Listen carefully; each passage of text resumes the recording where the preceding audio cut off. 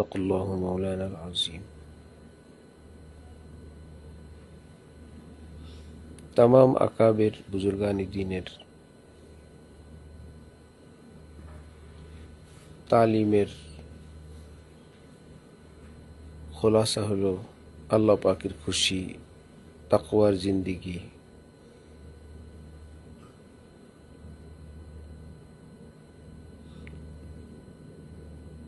এটাকে এই পথে উঠানোর জন্য বিভিন্ন তরজে, বিভিন্ন ভাষায় মুহিউদ্দিন শাহ আবরারুল হক সাহেব রহমতুল্লাহি আলাই, ওনার মতো মানুষ কত শক্ত ছিলেন শরীয়তে পাকের ব্যাপারে। সেই মানুষই ওনার সঙ্গে সফর করতেন, ইন্ডিয়া থেকে আসছেন, রোজানা সকালে ক্লিন শেভ করেন, হজরতের দস্তরখানে নাস্তা করেন, যেখানে সুন্নতের বিন্দু মাত্র খেলাফ দেখলে হজরত সহ্য করেন না। কাগজ নিচে পড়ে আছে, এটা সহ্য করেন না। কোরআনে পাকের বিশুদ্ধতায় কোনো কমতি তিনি ভীষণ কষ্ট পান। এরকম গুনাহে কবিরাওয়ালা রোজানা ক্লিন শেভ করেন, হজরতুল্লাহর সাথে নাস্তা করেন। এটাই বললাম যে মাকসাদ তো ওয়াহেদ, দ্বীনের উপরে, তাকওয়ার উপরে উঠানো মাকসাদ। ওই ব্যক্তির জন্য টার্গেট সাকসেস হওয়ার জন্য এটাই ছিল ব্যবস্থা। এখন তাকে শক্ত কিছু বললে স্থায়ীভাবে সে দূরে চলে যাবে। টার্গেট ফেল হইল, তাকে কামিয়াবির পথে রাখা দরকার। রাখছেন তো, এক সময় আবার সেই লোক পূর্ণ সুন্নতওয়ালা, তাকওয়াওয়ালা হয়ে গেছে। আমরা হইলে হয়তো কাউকে দেখানোর জন্য, নিজের ব্যক্তিত্ব প্রকাশের জন্য আমি অনেক বড় হকপন্থী, ওই লোককে কিছু বলে দিতাম, সেই লোক চলে যেত, শেষ। বলা তো মাকসাদ না, তাকে হকের উঠানো মাকসাদ। যারা দ্বীনের কথা বলে আমাদের মধ্যে অনেকেই বলাটা মাকসাদ বানায় নিছেন। মাইক আমার হাতে, কলম আমার হাতে, আমি বলে দিব, ফলাফল যাই হোক, বরং নতিজার দিকে দেখা চাই, ফলাফলের দিকে। কোন তর্জে ফল ভালো হবে সেটাই প্রাধান্য দেওয়া, সেই পথে চলা, এটা উচিত। আল্লাহ, মাশায়েখে কেরামের কাছে অনেক রকমের মানুষ আসে। ওই মানুষটার সার্বিক পরিস্থিতি বিবেচনা করে ওই শেখ, ওই ব্যক্তি তরবিয়তের পথ নির্ধারণ করেন, পন্থা, যেটা অন্যজনের জন্য প্রযোজ্য না। অনেকটা ডাক্তারের চিকিৎসার মতো, যে তার ওজন কত, অন্যান্য হিস্টোরি কি, একটা প্রেসক্রিপশন দিয়ে অন্য একজন ওষুধ খাওয়া সম্ভব না। একজনের প্রেসক্রিপশন দিয়ে অন্যজনের ওষুধ খাওয়া মুশকিল। ঠিক যারা মাশায়েখ হন তারা তো মুসলিহ হন, চিকিৎসক হন। তো উপস্থিত যারা, তারা মনে করে যে এক প্রেসক্রিপশনেই সকলে চলবে, এই ভিন্নতা কেন? মাথা গরম হয়। ভাই, আমরা আসছি আল্লাহকে পাওয়ার জন্য, মাকসাদ তো একটাই, সুতরাং একরকম হওয়া উচিত। না এলেম কালাম আছে, না শ্রদ্ধাবোধ আছে, শেষে পেরেশানির মধ্যে পড়ে। এর জন্য হযরত থানবী রহমতুল্লাহি আলাইহি বলতেন, আমার এখানে ফায়দা পাবে দুই শ্রেণীর মানুষ। এক, অনেক বড় মাপের আলেম হবেন, এলমের আলোকে আমার সকল কর্মগুলোকে দেখবেন শরীয়তের আলোকে, দলিলের ভিত্তিতে বিশুদ্ধ, সঠিক। হ্যাঁ, এটাও সঠিক, এটাও সঠিক, এটাও সঠিক, এত এলেম তার আছে। অথবা আমার দেওয়ানা, ভীষণ রকমের আমার মোহব্বতওয়ালা হবে, প্রেমিক হবে আমার, যার জন্য তার কাছে কোনো দলিল প্রমাণের প্রয়োজন নেই। সে এক কথাই বলবে, আমার শায়েখ যা করেন সব ঠিক, উনি শরীয়তওয়ালা, আল্লাহর ভয়ওয়ালা, উনি নাজায়েজ কাজ করবেন না, নিশ্চয়ই এর কোনো দলিল আছে, আমি জানি না। সেও ফায়দা পাবে। এইটুকুন মহব্বতও নাই, এইটুকুন এলেমও নাই। এই কিছু কিছু এলেম জানে আর হালকা ফুলকা মহব্বত করে, এই ব্যক্তি পড়ে যায় বিপদে। এরাই সমালোচনা করে। আবার সমালোচনা তো করে দর্শকরা, সেই সমালোচনা যদি করেন সয়ক শায়েখ, আমার এখানে সব এক, আমি সবাইকে একই দৃষ্টিতে দেখি, একই মেডিসিন দেই, তাহলে তো সমালোচকদের জন্য আরো দলিল হয়ে গেল। হ্যাঁ, আমার মনের মতন কথা হুজুর বলছেন। তাহলে কোনো ডাক্তার এরকম বলুক, আমার এখানে কোনো ভিন্নতা নাই, মাকসাদ তো একটাই, সকল রোগী সুস্থ হতে আসেন, যে আসেন আমি সকলকে একই মেডিসিন দিয়ে দিই, হবে এটা? জি না। মাশাআল্লাহ। যারা আল্লাহওয়ালা তারা তো চিকিৎসক, এক মেডিসিন সবাইকে কিভাবে দিবেন? কাউকে ভর্তি দিবেন, কাউকে তিতা ওষুধ দিবেন, কাউকে মিঠা ওষুধ দিবেন, কাউকে অপারেশন করবেন, ঠিক না? জি। কাউকে কিছু খেতে বলবেন। এই জন্য এক মেডিসিনে হয় না। হযরত রাসূলুল্লাহ সাল্লাল্লাহু আলাইহি ওয়াসাল্লাম সাহাবায়ে কেরামের সাথে প্রত্যেকের সাথে একটা ভিন্ন আচরণ করতেন, সুবহানাল্লাহ।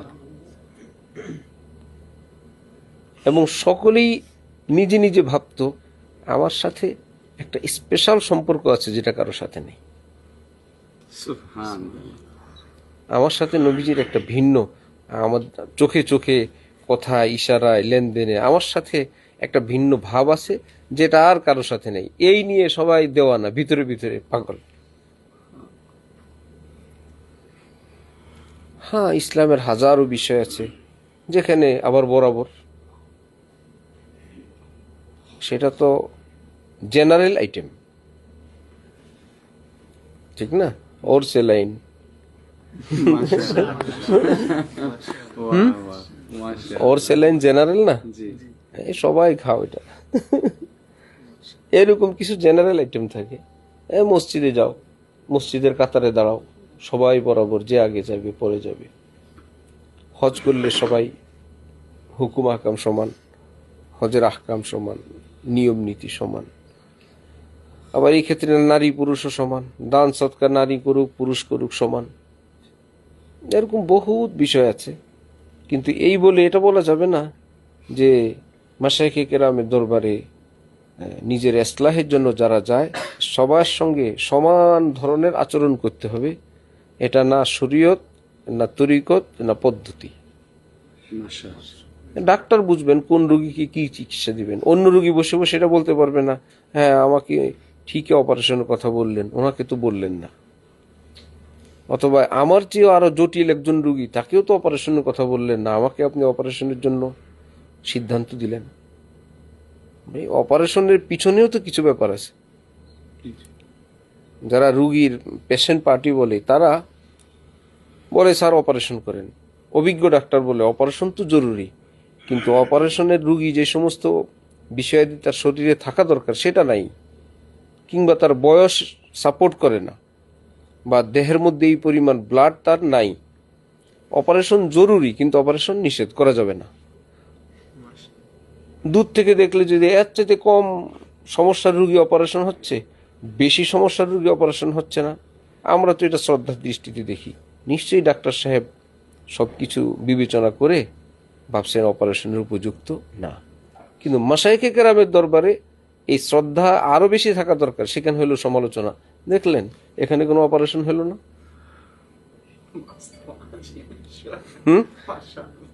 এখানে কিছু হলো না, এর চাইতে অল্প রোগীর অপারেশন হয়ে গেল। এই জন্য হয়তো মোহাব্বত নিয়ে যাওয়া চাই, অথবা খালি দিল নিয়ে যাওয়া চাই আল্লাহওয়ালাদের কাছে।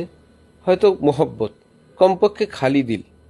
আগে থেকেই যদি অভিযোগের মানসিকতা নিয়ে উপস্থিত হয়, সে দেখবে পাটে পাটে পাটে পাটে তার অভিযোগের বহু দলিল প্রমাণ জমা হয়ে গেছে। ওই যে না মোহাব্বত আছে, না এলেম আছে, আছে অভিযোগ, আপত্তি। গেলেই যে ফায়দা হয় মাশায়েখ কেরামের দরবার তা না, মাহরুমও হয়। আবু জাহেলের বাড়িও তো মক্কা শরীফ, হ্যাঁ, জন্ম কাবার সামনে, তোয়াফরত অবস্থায় তার মা গর্ভবতী ছিল, বেচারির ওখানে বাচ্চা হয়েছে, কাবার সামনে জন্ম। আর হযরত ইব্রাহিম আলাইহিস সালামের জন্ম এক মূর্তি পূজকের ঘরে, এক মূর্তি পূজকের ঘরে জন্ম হলেন হযরত ইব্রাহিম, আর কাবা ঘরের সামনে জন্ম হইল আবু জাহেল। কত দেখছে জালেম রাসূল সাল্লাল্লাহু আলাইহি ওয়াসাল্লাম, কত দেখছে। কি হইল? হযরত আলা করাচি রহমাতুল্লাহি আলাইহি বলতেন, এক হইল সোহবত ইয়াফতা, আরেক হইল ফয়েজ ইয়াফতা। কেউ সোহবত পায়, সান্নিধ্য পায়, ফয়েজ পায় না। আবার কেউ ফয়েজ পায় যদি দূরেও থাকে। আর যদি দোনোটাই হয়, সোহবতও পাইলো ফয়েজও পাইলো, তাহলে তো অনেক ভালো। কিন্তু মূল মাকসাদ হলো ফয়েজ। জাহেরান সান্নিধ্য তো আবু জাহেল আবু লাহাবদেরও ছিল, নবীজিকে দেখছে, নবীজি তাদেরকে দেখছেন, কাছে গেল, বাহ্যিক সান্নিধ্য তো ছিল, কিন্তু ফয়েজ যেটা, সেটা তো কপালে জুটে নেই। আবার যারা ইমানদার তারা সোহবত পাওয়ার পর সোহবতের মাত্রা হিসাবে, সব সাহাবী তো এক দরজার না। সব সাহাবী কি হযরত সিদ্দিক আকবরের সমান, হযরত ওমর ফারুক ওসমান আলী সমান রাদিয়াল্লাহু আনহুম? আল্লাহ যেখানে জুন্নু বিল মুমিনিনা খাইরা, কোন মুমিনের ব্যাপারে সুধারণার আদেশ, তো কোন আলেমের ব্যাপারে তো আর একটু বেশি সতর্ক থাকা চাই, সুধারণা রাখা চাই। আর যত বড় আলিম হবেন, যত মুখলিস নেককার হবেন, সুধারণা তো আরো বেশি থাকা চাই। স্বাধীন হয়ে গেছে সবাই।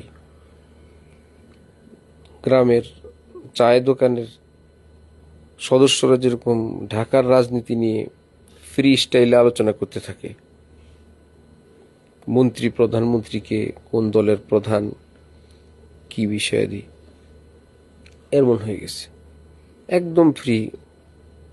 মনে হয় যেন হচ্ছে তাকে অ্যাডভাইজার রাখা উচিত ওই দলের, এমন মতামত মন্তব্য। মানুষ মনে করে আলেম ওলামাদের ব্যাপারে, দ্বীন ইসলামের ব্যাপারেও এরকম ফ্রি স্টাইলেই মন্তব্য করা যায়, যার যা মন চায়, যার ব্যাপারে মন চায়। মা ইয়ালফিজু মিন কওলিন ইল্লা লাদাইহি রাকিবুন আতীদ। কোরআনে পাকে আছে, তুমি যে শব্দ উচ্চারণ করো সেটাই লিপিবদ্ধ হয়, সে লেখার জন্য ফেরেশতা নিয়োজিত আছে। সামনে বলো, পিছনে বলো, রুমের মধ্যে বলো, ঘরের ভিতরে বলো, পরিবারের মধ্যে বলো, কি প্রয়োজন? আরেক হাদিসে আছে রাসূল সাল্লাল্লাহু আলাইহি ওয়াসাল্লাম ইরশাদ করেন, হয়তো ভালো বলো না চুপ থাকো, কুল খায়রুন আও ইয়াসমুত। কাছাকাছি কোন বলো, ভালো যদি বলতে চাও ভালো কিছু বলো, না হয় চুপ থাকো। কোন কোন মাশায়েখের দরজা এমন থাকে যে তাদের ব্যাপারে মুখ খুললে বিপদ হয়ে যায়। হবিগঞ্জে আমরা গেলাম, দুই বুজুর্গ, দুই ভাই, অনেক বড় আলেম বুজুর্গ, একজন আমাদের হযরতের কাছে বায়াত হলেন, ওনারে আরেক ভাই মুজজুব টাইপের। হযরত আল্লাহ খুব সংক্ষেপ মুসাফা করে সরে গেছেন, আমাদেরকে বললেন চলো। পরে বললেন সহি মাত্রার মুজজুব যারা হক্কানি, এদের কাছে থাকতে নেই। হঠাৎ মুখ ফসকে কোন একটা কিছু বলে ফেলবেন, সেটাই হয়ে যাবে। এই জন্য বেশি ফয়েজ বরকত নিতে নেই, দূরে থাকো। কি বলে বসেন, কি হাল থাকে অস্বাভাবিক, তাকে তার হালে ছেড়ে দাও, ওখান থেকে ফয়েজ বরকত নেওয়ার ঠিক না। কি মুশকিল। ওনার ভাই যিনি, একজন হলেন গোলাম কুদ্দুস, একজন আব্দুল কুদ্দুস, দুই ভাই। ওনার ভাই যিনি হযরতুল্লাহর সঙ্গে তাআল্লুক করছেন, বায়াত হয়েছেন, তো ওনার ইন্তেকালের পর অনেক দিন পর্যন্ত কবরের ভিতর থেকে শুধু খুশবু বের হইত, আল্লাহ সুবহানাল্লাহ। কবরের মাটির থেকে। কিশোরগঞ্জের হযরত মাওলানা ইসমাইল সাহেব দাউদ বারাকাত উনি ওই এলাকায় গেছেন, পরে বলছেন আমাদের হযরতুল্লাহকে জানাইছেন যে আপনার মুরিদ কোন ভাইয়ের নাম কি আমার স্পষ্ট মনে নেই, এইটুকুন, একজন গোলাম কুদ্দুস, একজন আব্দুল কুদ্দুস, হবিগঞ্জের বানিয়াচং গ্রাম, প্রসিদ্ধ গ্রাম বানিয়াচং, এশিয়ার মধ্যে মনে হয় সবচেয়ে বড় গ্রাম। একই গ্রামে অনেক মসজিদ, অনেক বাজার। তো কিভাবে ঠিক করে আমরা গেছিলাম নাম্বার দিয়ে, এত নম্বর বাজার, এত নম্বর মসজিদ। পাড়া দিবেন তো কত পাড়া দেওয়া যায়, হাট বাজার কিভাবে দিবে, তারপর সবটাই তো বানিয়াচং, একই গ্রাম, এত নম্বর মসজিদ, এত নম্বর বাজার। দারুল কোরআন মাদ্রাসা আছে, আরো অনেক মাদ্রাসা আছে। তো এরকম আউলিয়া কেরামেরও কেউ থাকেন, তাদেরকে কষ্ট দিলে আল্লাহ পাক সহ্য করেন না। চুপচাপ থাকা ভালো, নিজের কাজ করা। আখিরি যুগ যেহেতু, হকের পাশাপাশি বাতিলও অনেক। যারা জেনারেল সাধারণ মানুষ, তারা হক্কানি আলেম ওলামাদের পরামর্শক্রমে নিজেদের একজন মুরব্বী নির্ধারণের পর অন্যান্যদের ব্যাপারে ফ্রি স্টাইলে মন্তব্য না করা চাই। নিজের যিনি মুরব্বী, অভিভাবক, উপদেষ্টা, তার মন, মনন, চিন্তা, ফিকির, এটা নিয়েই থাকা এবং অন্যদের সঙ্গে একটা সতর্ক অবস্থানে থাকা। কোনো ধরনের মন্তব্য না করা, সামনে পিছনে অসম্মানজনক কোনো আচরণ না করা, এবং ঢালাও ভাবে আলেম আলেম আলেম, মাওলানা, হুজুর, মুফতি সাহেব এই বলে সকলের সঙ্গে খুব ফয়েজ বরকত নিতেও না যাওয়া।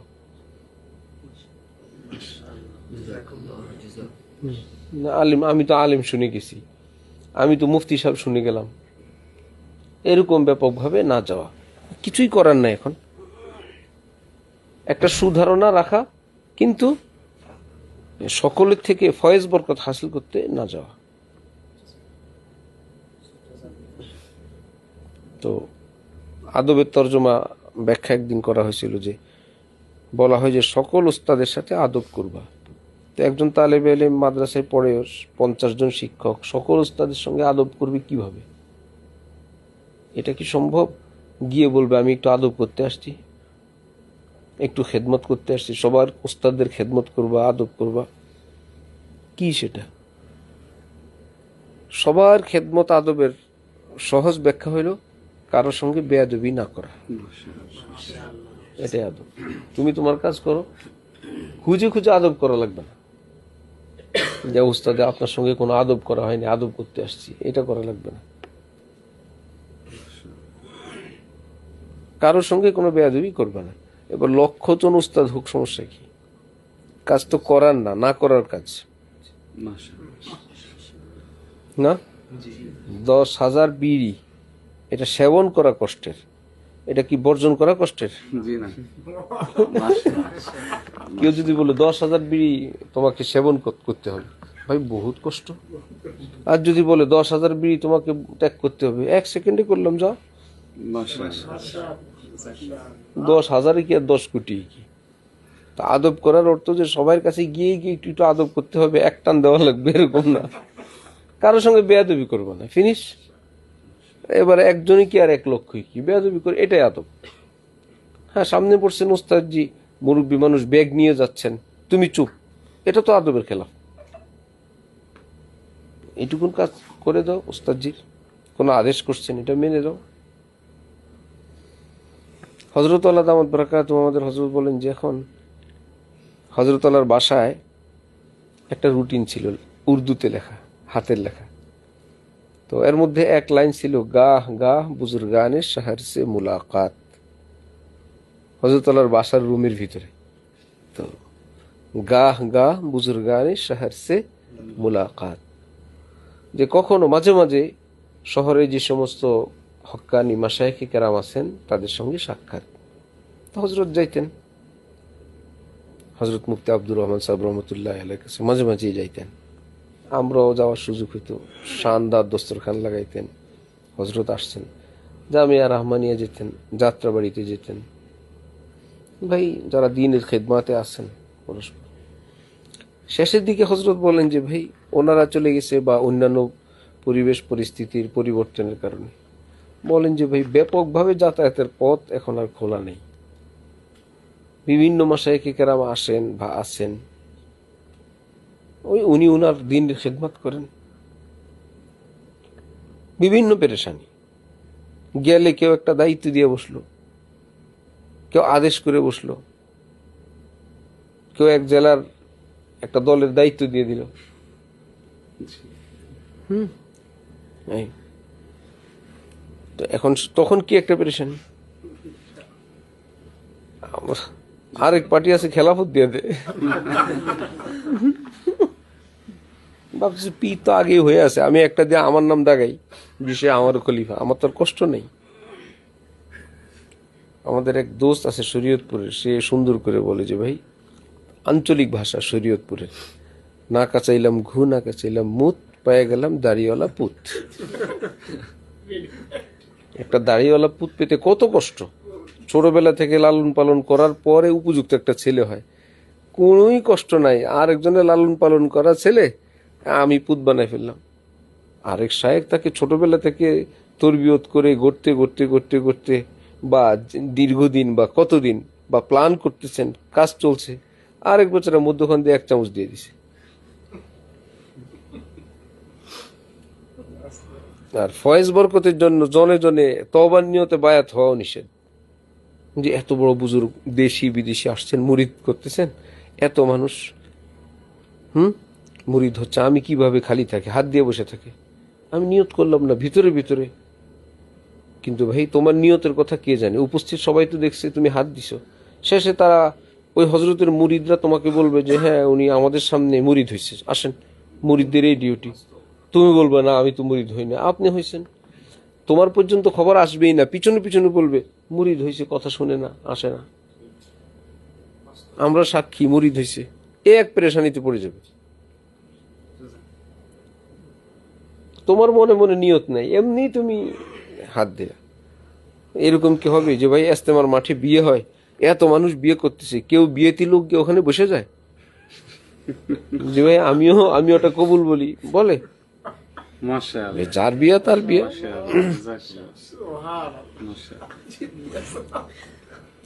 হযরত থানবীর কথা থেকে একটু ব্যতিক্রম অনুবাদ করছি আমি। হযরত বলেন যে একজনের কাছে বায়াত হবার পর যে বিভিন্ন মাশায়েখে কেরামের কাছে ফয়েজ বরকতের জন্য ঘোরাঘুরি করে বা তাকায়, এটা হলো ওই নারী যার বিবাহের পর পর পুরুষ খোঁজে। এমন মেডিসিন দিয়েছেন মানে জীবনে যাতে কল্পনাও না করে। ভাই তোমার কি দরকার? আল্লাহই তো দরকার। কোন শায়েখ তো তোমাকে নিজের হাত দিয়ে ধরাই আল্লাহ দিবেন না। রব্বুল আলামিন যা করার তিনি করবেন। উসিলা একজন শায়েখ, একজন মায়ের গর্ভের সন্তান মা বাবার মাধ্যমে আল্লাহ পাক দেন, এটা কার হাত থাকে? রব্বুল আলামিন তো দেন, তিনি যা করার করেন। তো এটা একজন শায়েখের মাধ্যমে আল্লাহ পাক নিজের সম্পর্ককারীকে যা দেওয়ার দেন। এটা এরকম না যে বেশি সম্পর্ক হলেই বেশি। ভাই রান্নাঘরে মশলা আছে বলেই একই মশলা মাছের মধ্যে ও গোশতের মধ্যে সব দিবে? এটা মাছের, এটা গোশতের, এটা ভেজিটেবলের, এটা আলাদা থাকবে না? একটা ভিন্নতা থাকা চাই। আল্লাহ তাসাউফ আল্লাহওয়ালা বুজুর্গানে দ্বীন, আমাদের দেশে এগুলোর ব্যাখ্যা বা এগুলোর চর্চা গলতভাবে হওয়ার কারণে মানুষ বিরক্ত, ব্যাপকভাবেই বিরক্ত। দুষ্টামির সংখ্যায় বেশি তো, দরবার, সিন্নি, সালাদ, তারপরে কি হাদিয়া, তোহফা, বেপর্দা ইত্যাদি ইত্যাদি। তারপরে যারা সহি হক, এরকম সংখ্যা তো খুবই কম, যেটার মাকসাদ ছিল মানুষকে মানুষের মতন করে গড়ে তোলা। মানুষকে মানুষ হিসেবে গড়ে তোলা, আকীদা, আমল, আখলাক, চরিত্র। সম্পর্ককারীরা যাতে নিজেই টের পায় যে আমি কি ছিলাম, আমি আল্লাহ পাক আমাকে কোথায় নিয়ে আসছেন। কিন্তু সে বলল আমি তো কিছুই করিনি, কেমনি কি হলো? ভাই, বিমানে আমরা ঢাকা থেকে আসি, বিমান চালানোর কোনো কাজে আমরা শরিক ছিলাম? জি না। কিভাবে জিদ্দে চলে আসি? মাশাআল্লাহ, মাশাআল্লাহ, বিমানের গতিতে আসছি, চালাইতে পারি না বলে কি আমরা আস্তে আস্তে আসছি? বিমানের যেই গতি আমাদেরও। কি ব্যাপার, কিছুই করলো, একটু চালালাম না, কোথায় তেল, কোথায় চালক, কোথায় ইঞ্জিনিয়ার? হজরত ওয়ালা করাচি বলেন, যা করার সব তো শাইখই করে। মুরিদ কেবল ওই জাহাজে উঠে, শাইখের বরকতে আল্লাহ পাক মুরিদকে একই নিয়ামত দান করে দেন। কিন্তু এই বলে কি আমাদের পাইলট আমাদেরকে আমাদের বাসা থেকে ধরে নিয়ে আসছিল বা এয়ারপোর্ট থেকে ধরে ধরে আনছিল? কিছু কাজ করতে হয়েছে, টিকিট, ভিসা, বোর্ডিং, নিজের পায়ে গিয়া ওই বিমানে ফ্লাইটে উঠা, তারপরে না পাইলটের কাজ। এমন না যে ভাই আমি টিকিট করছি, ঘরে বসে আছি, পাইলট সাহেব আমাকে বাড়ির থেকে নিয়ে যাবেন। না, কিছু কাজ প্যাসেঞ্জারের আছে, কিছু পাইলটের আছে। তারপরে ঠিক হক্কানি আল্লাহওয়ালাদের সঙ্গে সম্পর্ক করলে ওনার বরকতে কাজ হবে, এই বলে আমি ঘরে বসে থাকবো আর সব উনি করবেন, এটা না। ঠিক না? ঢাকা থেকে ট্রানজিট হয়ে জেদ্দা, দুবাই আসছে, ট্রানজিটের একদম বোর্ডিং আছে, বোর্ডিং না ঘুরে বিমান তো ছেড়ে যাবে, বোর্ডিং আছে বলেও সে পাবে না।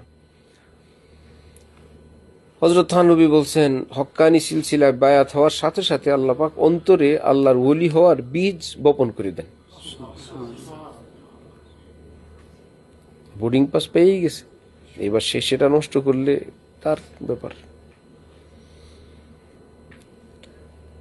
তো মাশায়েখে কেরাম যারা আছেন এবং কিয়ামত পর্যন্ত থাকবেন, চরিত্র গঠন, আল্লাহর মহব্বত অর্জন, পারিবারিক শান্তি, ব্যক্তিগত জীবন, আয় রোজগার পরিচ্ছন্ন, সব মিলায় ওই মানুষটাকে একটা মানুষ করে তোলা, এটাই তাদের মূল টার্গেট থাকে। কিন্তু ডাক্তারের মতন প্রেসক্রিপশন ভিন্ন ভিন্ন থাকে। এটা বুঝতে না পারার কারণে অনেকে ধোঁকা খায়। শাহ আবরুল হক সাহেব রহমতুল্লাহ আলাইহি সেই গল্প, এত শক্ত আপনি, অথচ আপনার সঙ্গে ক্লিন শেভ করে এসে নাস্তা খায়। উনি ভাবছেন অপারেশনের সময় আসে নাই, রুগী এখন অন্যান্য দিক আছে, চলুক, সময় হয়েছে তো আল্লাহর রহমত হয়েই গেছে। আল্লাহ আমাদের সবাইকে সুধারণার নিয়ামত দান করেন। এটা মানুষের জীবনের একটা বড় নিয়ামত। একজনের একটা মন্তব্য, সুধারণা বলো, আরে ভাই ওনার কোনো ব্যাপার থাকতে পারে, ভাই ওনার কি ব্যাপার, আমরা তো ওনার বিষয়টা জানি না, আমরা দূরে বসে মন্তব্য না করি। থামাই দিলেন, ভাই ওনার কোনো ওজোর আছে, ওনার কি বিষয় ডিটেলস তো আমরা জানি না, এখানে বসে আমরা মন্তব্য করে গুনাহগার হব কেন? আর এক বেচারা ভাবছেন এটা এই ব্যাপারে একটা মাহফিল না করলে ওনার পেটের ভাত হজম হবে না।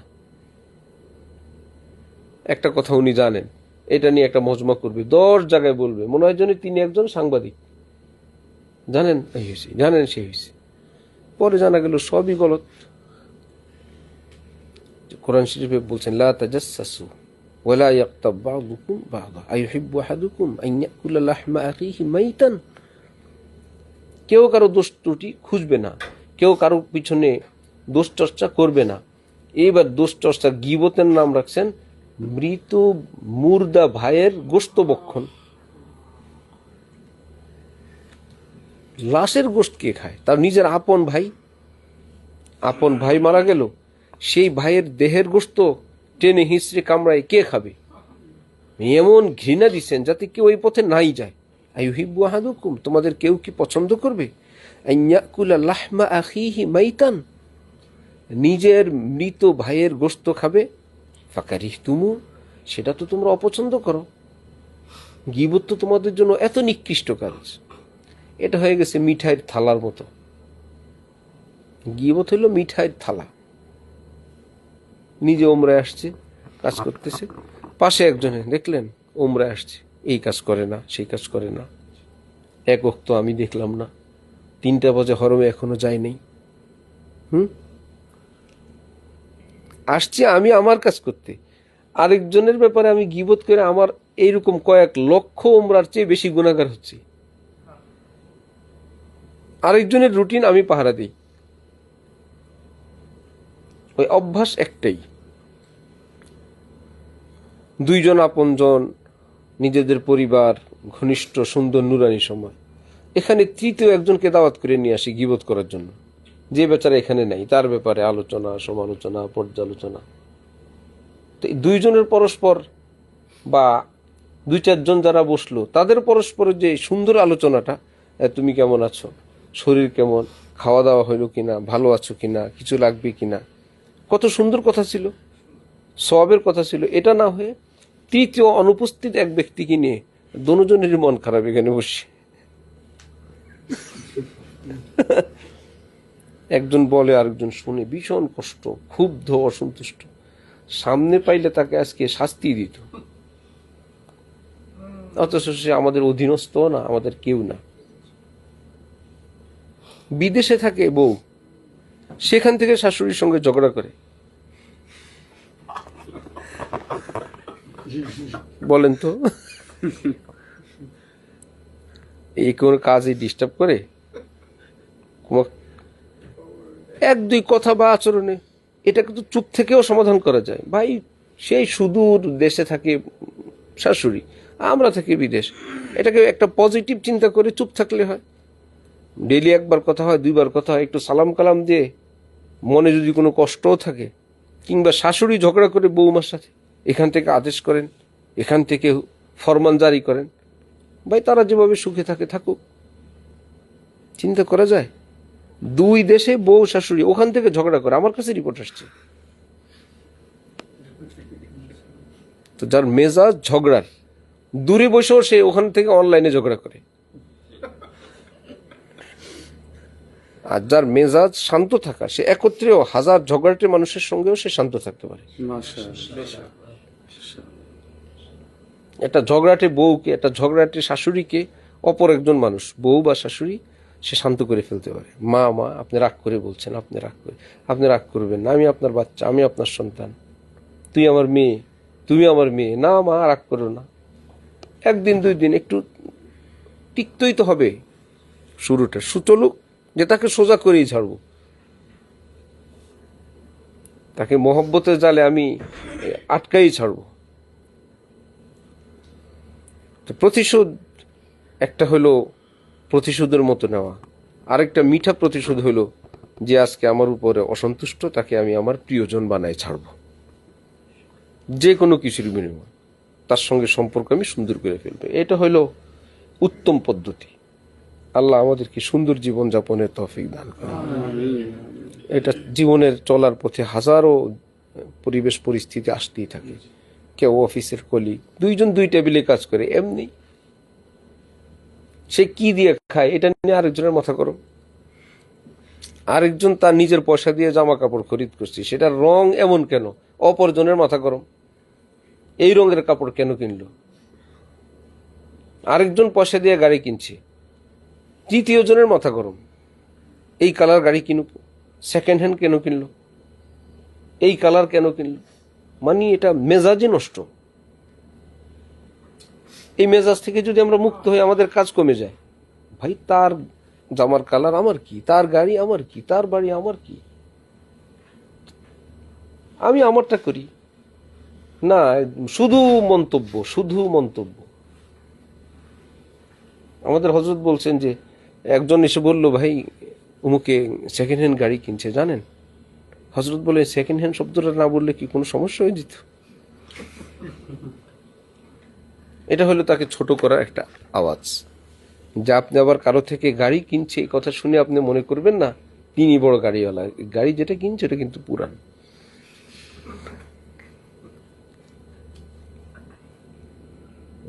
আমাদের শয়তান তো সারা পৃথিবী নিয়ে ব্যস্ত, তার তো এত সময় নেই আমাদের কাছে আসার। শয়তানের মুরব্বী যিনি আমাদের ভিতরে নফস, তিনি তো আর পৃথিবীর কাউকে নিয়ে ব্যস্ত না, সে তো আমাকে নিয়ে ব্যস্ত। এই জন্যই তো রোজার মাসে গুনাহ হয়। রোজার মাসে শয়তান বান্ধা থাকে না, গুনাহ হয় কেন? শয়তানের মুরব্বী ওস্তাদ যিনি, তিনি কি খোলা? নফস। শয়তান বাধা, কিন্তু শয়তানকে শয়তান বানাইলো কে? আরেকটা শয়তান না, নফসি। তো সে তো ওপেন, সে তো খোলা। আল্লাহ সবাইকে হেফাজত করেন। চলো, সুবহানাল্লাহ। আলহামদুলিল্লাহ। মোটেই বলবো আমার রুম থেকে এসে